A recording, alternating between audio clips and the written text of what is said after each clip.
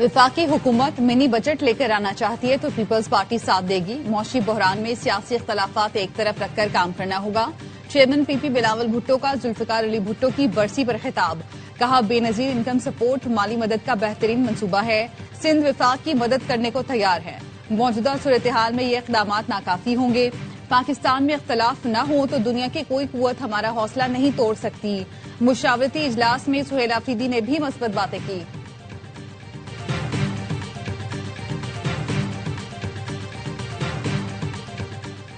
वफाकी हुकूमत और रियासत ने तमाम सियासी जमातों की मुशावरत से तेल की कीमतें बढ़ाई। अपोजिशन आवाम के सामने इस मामले पर सियासत न करे। वफाकी वजीर एहसन इकबाल की प्रेस कॉन्फ्रेंस। कहा, सियासत करने वाले अपने गिरेबान में झांके। बताएं मुल्क को IMF प्रोग्राम में किसने धकेला। इनके दौर में पाकिस्तान तकरीबन डिफॉल्ट कर चुका था।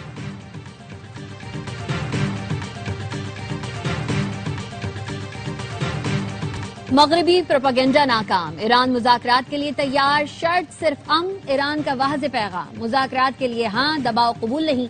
पाकिस्तान का अहम किरदार। ईरान ने इस्लामाबाद को काबिल एतमाद सालिस करार दे दिया।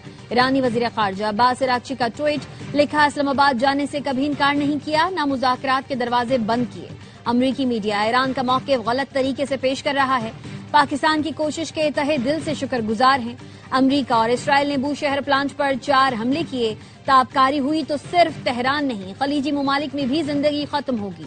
अब्बास अराग़ची ने एक्सपोस्ट में पाकिस्तान जिंदाबाद लिखा और तेहरान में पाकिस्तान से यकजहती के लिए निकाली गई रैली की वीडियो भी शेयर की।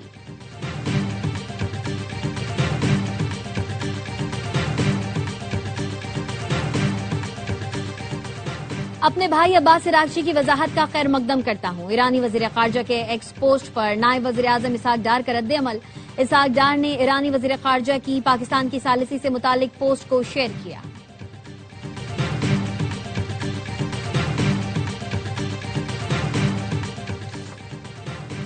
ईरानी सिफारती मिशन को निशाना बनाया गया तो पूरे खित्ते में इस्राएली सिफारत खाने निशाने पर होंगे। हमारे मराकज़ पर किसी भी जाहिरियत का फौरी और सख्त जवाब दिया जाएगा। हम जो कहते हैं वो कर कर दिखाते हैं। तर्जुमान खातिमुल अंबिया हेडक्वार्टर्स इब्राहिम जुल्फ़िकारी कहते हैं, रियाद हमले की खबर सेहोनियों की साजिश है ताकि खित्ते में कशीदगी बढ़े। ईरान के जवाबी हमले सिर्फ अमरीकी असासों और फौजी अड्डों तक महदूद हैं। ईरानी पार्लियामेंट के स्पीकर बाकिर कालिबाफ कहते हैं, अगर आबनाए बाबुल मंदब भी बंद हो गई तो आलमी मंडी में तेल की कीमतों में मजीद इजाफा हो सकता है।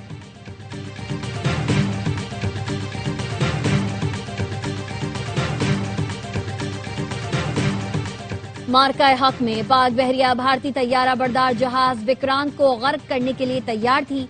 Naval chief admiral Naved Ashraf का जदीद जंगी जहाज PNS खैबर की इंडक्शन तकरीब से खिताब। कहा, दुश्मन की अहम तंसीबात और बहरी असासों को निशाना बनाने की मुकम्मल सलाहियत रखते हैं। पाकिस्तान के बहरी मफादात को चैलेंज करने की किसी भी जाहिरियत का भरपूर जवाब दिया जाएगा। PNS खैबर और हंगूर क्लास आबदोज में दिफाए वतन के लिए सीसा पिलाई दीवार साबित होंगी। वजीर आजम शहबाज शरीफ का पाक बहरिया के बेड़े में PNS खैबर की शमूलियत पर फख्र का इजहार। कहा, कौमी मफादात के तहफ़्फ़ुज़ के लिए जदीद टेक्नोलॉजी से लैस बहरिया नागुज़ीर है।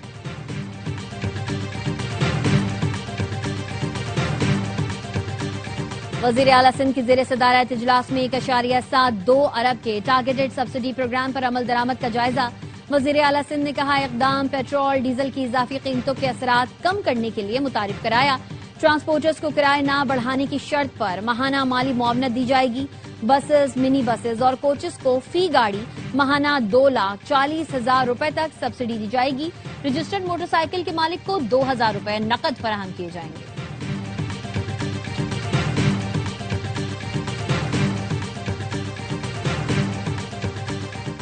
साबिक वजीर आजम और पीपल्स पार्टी के बानी चेयरमैन जुल्फिकार अली भुट्टो की बरसी। गढ़ी खुदा बख्श में मरकजी तकरीब की तैयारियां। बिलावल भुट्टो जरदारी और दीगर रहनुमा नौडेरो पहुंच गए। सदर आसिफ अली जरदारी ने पैगाम में कहा, 73 का आइन जुल्फिकार अली भुट्टो की बड़ी कामयाबी। सुप्रीम कोर्ट की राय है, शहीद भुट्टो को मुंसिफाना ट्रायल नहीं मिला और कानूनी तकाजे नजरअंदाज किए गए। बिलावल भुट्टो जरदारी कहते हैं, शहीद जुल्फिकार अली भुट्टो ने एटमी प्रोग्राम की बुनियाद रखकर कौमी खुदमुख्तारी को नाकाबिले तस्खीर बनाया। इसराइल के ईरान की तेल और गैस की 6 तंसीबात पर हमले। जनूबी ख्वाजिस्तान के इलाके बंदर इमाम पेट्रोकेमिकल कॉम्प्लेक्स और अहवाज में पेट्रोकेमिकल कंपनी को निशाना बनाया गया। امریکہ اور اسرائیل نے 24 گھنٹے میں ایران کے 13 صوبوں پر 206 حملے کیے. تہران میں میزائلوں کے ذخیرے اور فوجی مرکز کو نشانہ بنانے کا بھی دعویٰ. وائرس نیوز کے مطابق اصفہان میں ایئر ڈیفنس سسٹم نے امریکی ڈرون مار گرایا. بو شہر میں نیوکلیئر فیسلٹی کے قریب حملہ، ایک سیکیورٹی اہلکار شہید. تہران پر فضائی حملوں میں 3 افراد شہید.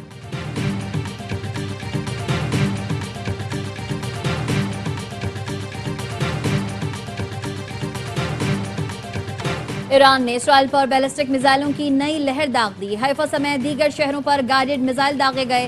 تل ابیب سمیت شمالی اور وسطی اسرائیل میں سائرن بجنے لگے. IDF کے نئے میزائل حملوں کی تصدیق. وسطی اسرائیل میں میزائل پھٹنے سے ایک شہری زخمی.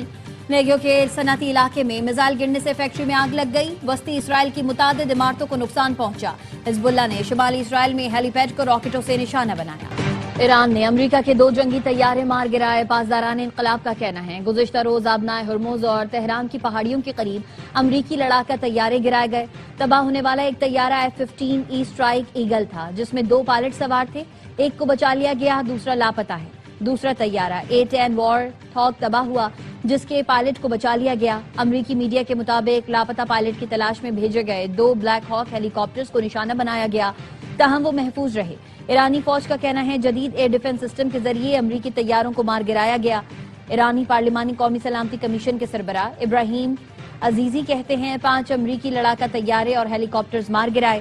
امریکہ کے پاس خطے سے بھاگنے کے علاوہ کوئی چارہ نہیں. صدر ٹرمپ کہتے ہیں یہ جنگ ہے، ایران نے ایک طیارہ مار گرایا تو مذاکرات پر فرق نہیں پڑتا. میں نہیں جانتا ایران نے پائلٹ کو نقصان پہنچایا تو امریکہ کیا کرے گا.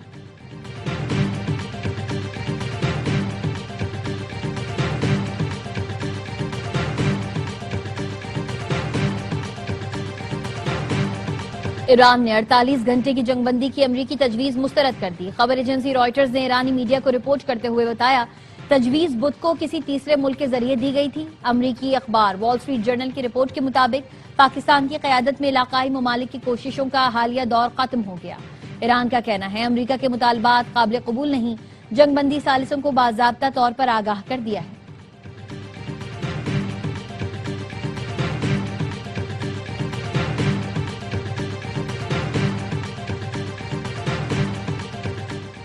ایرانی وزیر خارجہ عباس اراغچی نے اسرائیل اور امریکہ کے قتل کی دھمکیوں کو مسترد کر دیا. کہا دھمکیوں کو جوتے کی نوک پر رکھتے ہیں. اگر ہمیں موت کا خوف ہوتا تو اس جنگ میں داخل نہ ہوتے. ہم اپنے بہترین جوانوں کو شہید کے طور پر پیش نہ کرتے. اپنے وطن کا دفاع کرتے ہوئے موت ہمارے لیے اعزاز ہے. ہم آزاد پیدا ہوئے ہیں اور آزاد ہی مریں گے. ایرانی صدر مسعود پزشکیان نے ٹویٹ میں لکھا دنیا فیصلہ کرے کون ڈائیلاگ چاہتا ہے اور کون دہشت گردی کر رہا ہے.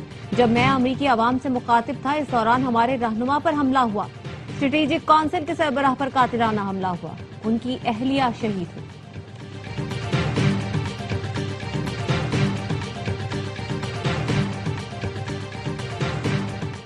پاسداران انقلاب نے ریاض میں امریکی سفارت خانے پر حملے کی تردید کر دی.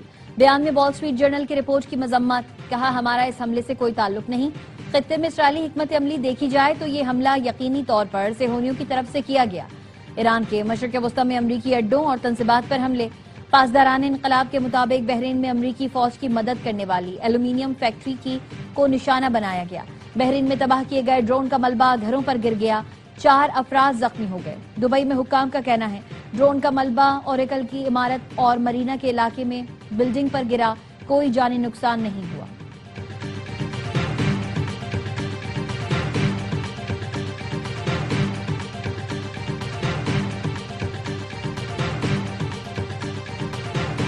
پاکستان کی امریکہ ایران کشیدگی کم کرنے کے لیے خاموش سفارتی کوششیں.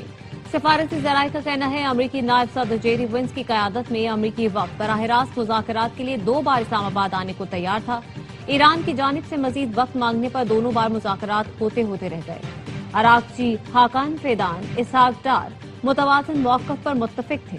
پاکستان نے ریاض مذاکرات میں ایران کو مورد الزام ٹھہرائے جانے کی مخالفت کی اور بیان میں تبدیلیاں کروائیں جس پر بعض خلیجی ملک ناخوش دکھائی دی. پاکستان نے آبنائے ہرمز میں بحری ٹاسک فورس کی تجویز سے اختلاف کیا اور برطانیہ کی قیادت میں بحری اجلاس میں شرکت سے گریز کیا. پاکستان ضرورت پڑنے پر حرمین شریفین کا دفاع ہر صورت یقینی بنائے گا. پاکستان کی کوششیں خطے میں کشیدگی کم کرنے کے لیے اہم سمجھی جا رہی ہیں.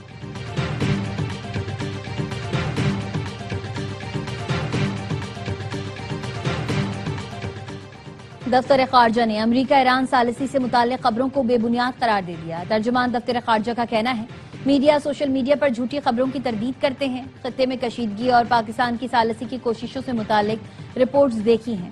سرکاری ذرائع سے منسوب باتیں من گھڑت ہیں. وزارت خارجہ میں ہونے والی بریفنگ کو غلط انداز میں پیش کیا گیا. ایسے امور کا حوالہ دیا گیا جو زیر بحث نہیں آئے. بریفنگ میں شامل نہ ہونے والے نکات بھی رپورٹ کیے گئے. میڈیا پلیٹ فارم مکمل تحقیق سے کام لیں اور آفیشیل بیانات پر انحصار کریں.